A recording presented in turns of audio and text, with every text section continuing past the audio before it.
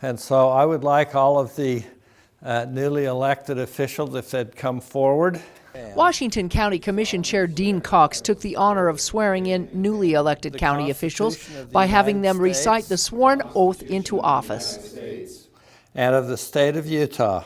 And of the state of Utah. And that I will discharge the duties of my office. While most of these faces aren't new to their public office, one has changed focus from the city of St. George to Washington County.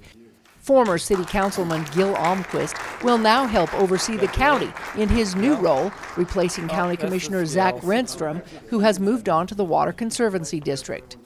Almquist ran 2 years ago against Commissioner Dean Cox, but doesn't regret waiting to be elected this time around.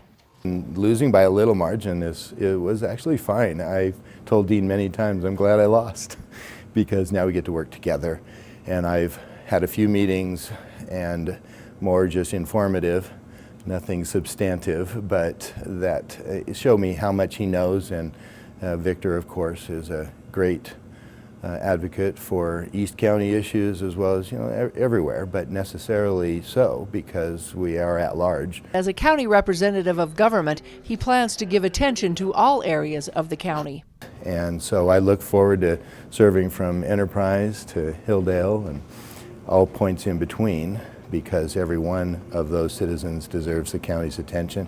The commissioners all say they look forward to working side by side in nurturing and sustaining the ongoing growth the county and cities are facing. I think there are critical issues, obviously transportation, roads in particular, and of course tourism is always big here, and overarching it all is water.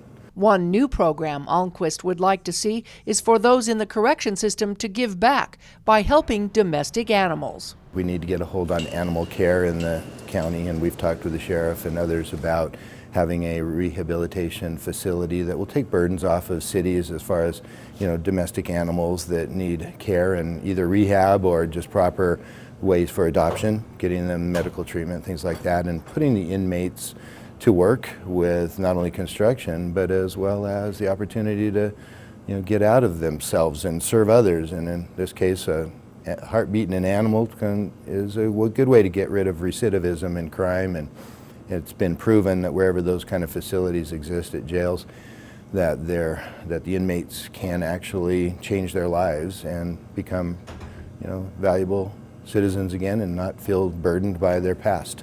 And he noted that the continuous need for transportation will be a priority in the future. We'll have a northern corridor to talk about. We can complete the southern corridor, which will give us that, 3/4 of a beltway. I don't ever really see a western corridor. I may eat those words someday, but I don't see that as necessary at this point. In Washington County, Melissa Anderson, Community Education News.